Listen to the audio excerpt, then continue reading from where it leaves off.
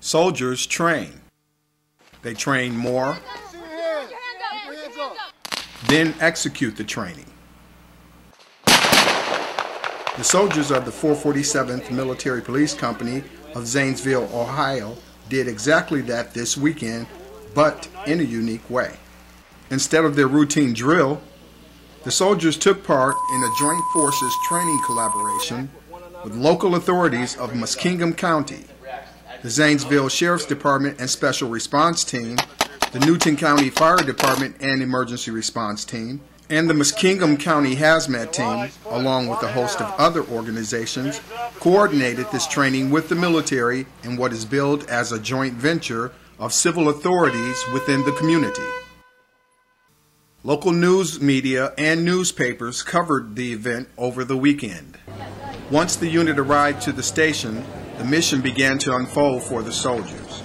Extensive classroom training given by the Newton County Fire Department covered the first day of training.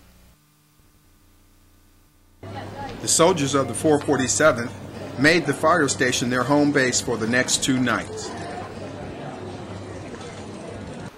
Day 2 started in normal military fashion with first formation.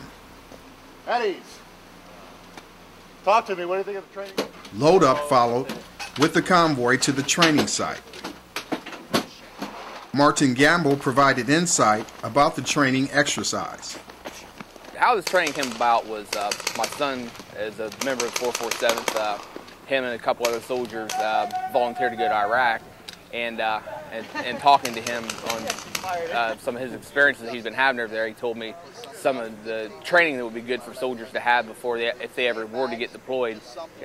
Some of the training they kind of lack on a normal weekend drill. So I got to talking to my fire chief here and asked if the fire department would be interested in providing some medical training for the 447th MP company, and also talked to Sergeant Stevenson with the Muskingum County SWAT team, and they said they would like to help them out too with some military police type training. So that's kind of how it all came about. Day 2's agenda consisted of field-oriented training.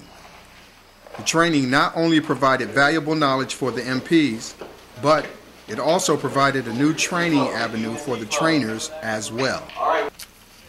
Throughout the weekend's training, the 447th MPs continually expressed their satisfaction in the quality and precision of training being provided for them. Okay, he's good, he's tough. You're kidding. Day 3, Execution Day, brought early morning preparations and arrivals.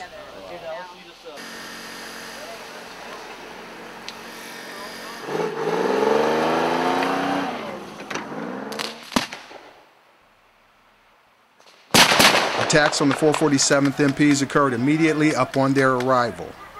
The trainers now became the opposing force. This would prove to both sides how effective the training would help them in their respective roles.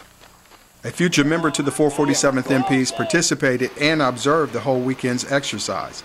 Paul Ricca, a future officer, told us how this impacted his view on joining the Army.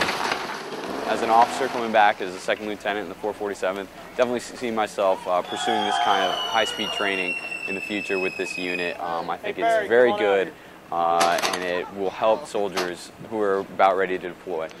After a long weekend of intense training, the 447th MPs and their trainers took out time to reflect back on all that had happened with an after-action review that they and all of their communities will always remember.